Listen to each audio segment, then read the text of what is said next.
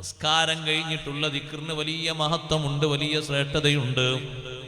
അവിടെ തന്നെ ഇരുന്ന് ചൊല്ലാൻ കഴിയുന്നില്ലെങ്കിൽ നടക്കുമ്പോഴും ചൊല്ലാം. പക്ഷെ ആ ദിക്ർ ഒഴിവാക്കരുത്. സ്വർഗത്തിൽ പോകാൻ വേണ്ടി നബി സല്ലല്ലാഹു അലൈഹി വസല്ലമ തങ്ങൾ പഠിപ്പിച്ചു കൊടുത്ത ദിക്റാണത്. നിസ്കാരത്തിന് ശേഷമുള്ള ദിക്ർ സ്വർഗത്തിൽ പോകുമെന്ന് നബി സല്ലല്ലാഹു അലൈഹി വസല്ലം സ്വഹാബത്തിനോട് പറഞ്ഞു കൊടുത്ത ദിക്റാണ്. 110 ദിക്റില്ലേ?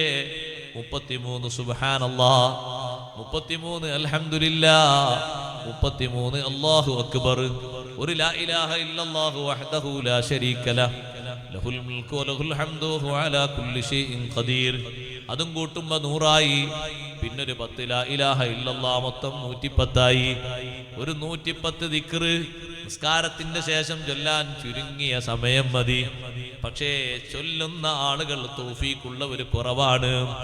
ഇപ്പൊ ഞാൻ വരുമ്പോ മഗ്രിബ് നിസ്കാരത്തിനൊരു പള്ളിയിൽ കൂടി സുബ്ഹാനല്ലാഹ് നിസ്കരിക്കാൻ 500 ആളുകളുണ്ട്. വലിയ പള്ളിയാണ്.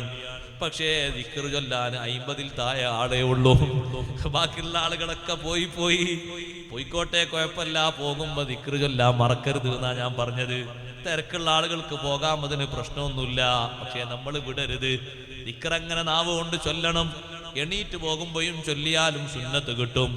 ഇരുന്ന് തന്നെ ചൊല്ലിയാൽ വളരെ വലിയ മഹത്വമാണ്. നിസ്കാരം കഴിഞ്ഞ സ്ഥലത്ത് തന്നെ ഇരുന്ന് ചൊല്ലുന്നതിന് പ്രത്യേകത കൂടുതലുണ്ട്. അങ്ങനെ ഇരുന്ന് ചൊല്ലിയ പതിവാണ് നബി സല്ലല്ലാഹു അലൈഹി വസല്ലമ തങ്ങൾക്കുള്ളത്.